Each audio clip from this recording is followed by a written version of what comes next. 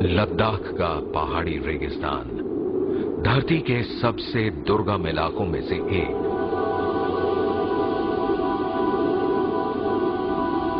हिमालय की बर्फानी हवाएं इस क्षेत्र के जीवन को संघर्षपूर्ण बना देती हैं।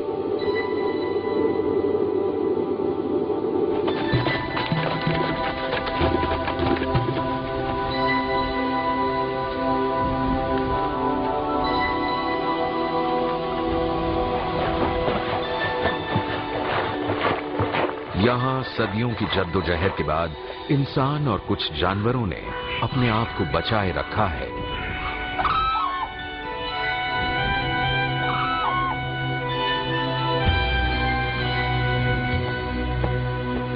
इस शुष्क और ठंडे रेगिस्तान के बाशिंदे हैं ये चांगपा घुमंतू, जो ढल चुके हैं इस निर्मम कठोर वातावरण में।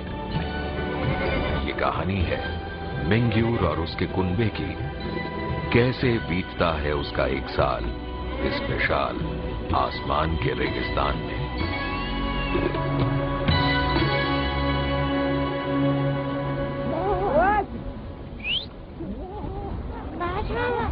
भारत के उत्तरी क्षेत्र में स्थित लद्दाख की विवादित सीमाएं चीन और पाकिस्तान से मिलती हैं। इस क्षेत्र की संवेदनशीलता के मद्देनजर लगभग 40 वर्ष तक पूर्वी लद्दाख बाहरी लोगों के लिए निषिद्ध था।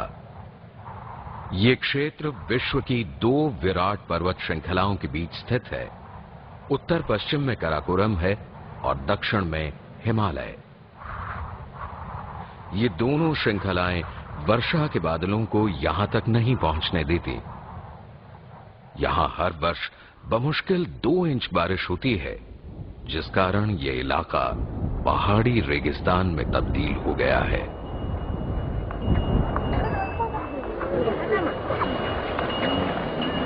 ये चांगपा खाना बदूशों की धरती है, जो बदलते मौसम के मुताबिक अपने जानवरों के साथ हरे भरे चरागाहों की तलाश में एक से दूसरी जगह का सफर करते रहते हैं। तिब्बती मूल के चांगपा इस इलाके की विषम भौगोलिक परिस्थितियों के अनुकूल ढल चुके हैं। कभी इन खाना बदोशों के याक व्यापार के लिए मसाले और रेशमी कपड़ा लेकर पुराने सिल्क ट्रेड रूट पर चलते हुए तिब्बत तक जाया करते थे। बहरहाल अब ये चांगपाओं के रोजमर्रा का सामान ढोते हैं। संपन्न परिवारों के पास याक के बालों से बना तंबू होता है। ये इनकी महत्वपूर्ण संपत्ति है और साथ ही इनकी हैसियत का प्रतीक भी, ठीक उसी तरह जैसे मवेशियों की संख्या। ये इस परिवार का मुखिया है, 45 वर्षीय मिंग्यूर।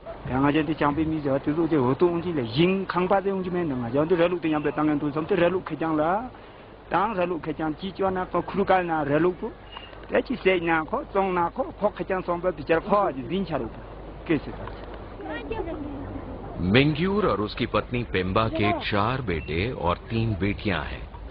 इनमें से 2 बेटे कबीले से अलग स्वतंत्र रूप से रहते हैं।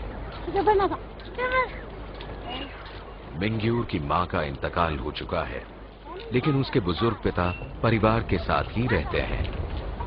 इन सब का पालन पोषण करने के लिए मिंग्यूर के पास 50 बकरियां और भेड़ें और 15 याक हैं।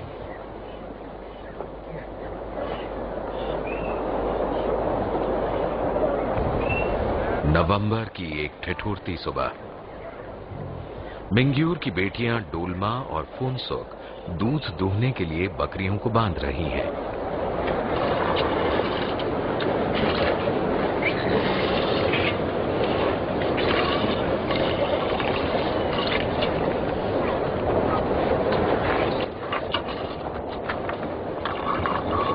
चांगपा औरतें और लड़कियां घर के सारे कामों को अंजाम देती हैं, जबकि मर्द और लड़के जानवरों को चराने और उनकी देखभाल का काम करते हैं।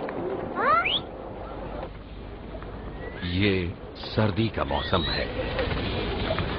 मिंग्यूर और उसका समूह औसतन 4800 मीटर की ऊंचाई पर रहता है, जो माउंट एवरेस्ट की आधे से ज्यादा की ऊंचाई है। इन सुदूर इलाकों में जिंदा रहने के लिए खाना बदोश अपनी जरूरत की चीजें साथ लेकर चलते हैं। इसके लिए भेड़ों या बड़ी बकरियों पर खास काठी पर अनाज, गुड़, चाय और मसाले भर दिए जाते हैं। हर जानवर तकरीबन 12 किलो वजन लेकर चलता है। इन ऊंचाइयों पर ऑक्सीजन के अभाव में चांगपा मैदानी लोगों के मुकाबले गजब की चुस्ती से काम करते हैं। इनके फेफड़ों की क्षमता कहीं अधिक होती है। मिंग्यूर और दूसरे गडरिये अपने याकों को ऊंचे चरागाहों पर ले जाकर घास चरने के लिए खुला छोड़ देते हैं। इतने विशाल भूभाग के बावजूद चरागाहों की बेहद कमी है। खाना बदोश कबीले बड़ी मुस्तैदी से इनकी निगरानी करते हैं। किसी दूसरे के चरागाह का अतिक्रमण करने से मिंग्यूर पर भारी जुर्माना हो सकता है।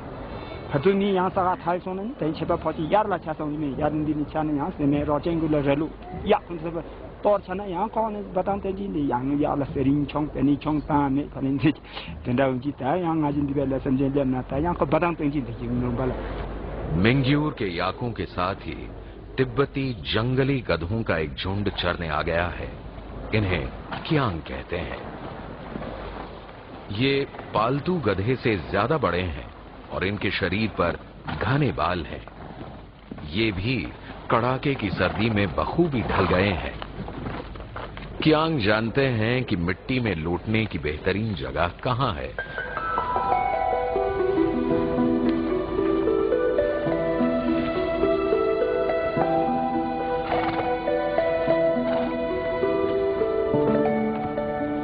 बढ़िया लोट लगाकर वो अपने शरीर से चिपके परजीवियों से छुटकारा पाना चाहते हैं। क्यांग संरक्षित प्रजाति है और इनका कोई परभक्षी नहीं है। और तो और अब खाना बदोशों ने भी इनका शिकार करना बंद कर दिया है। इसलिए इनकी आबादी बढ़ रही है।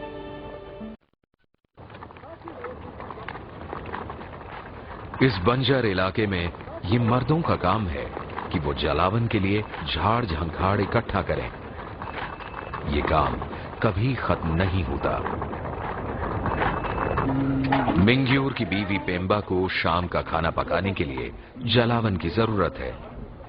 याक के गोबर और बकरियों की मींगनियों से बढ़िया आग जलती रहती है।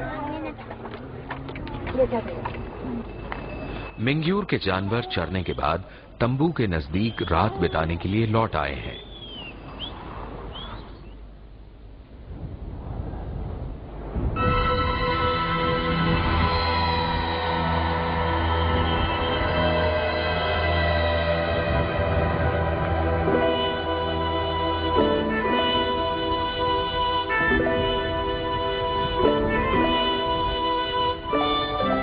जैसे ही सूरज डूबा, तापमान लुढ़ककर हिमांक की तरफ बढ़ने लगा। खाना बदोश गर्माहट पाने के लिए अपने अपने तंबुओं में चले गए। मिंग्यूर का परिवार भी रात बिताने की तैयारी में है।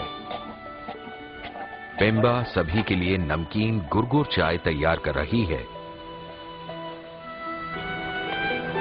विशालकाय तिब्बती मैस्टिफ कुत्ते रात भर भेड़ियों से जानवरों की हिफाजत करेंगे।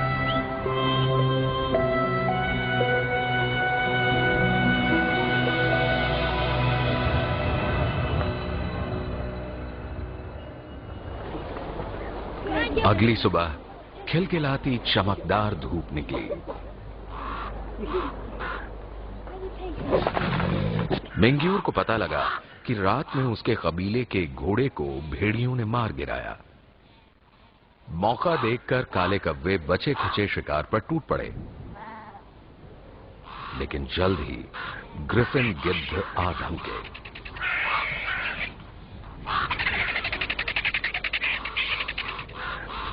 भेड़िए खाना बदोशों के जानी दुश्मन हैं।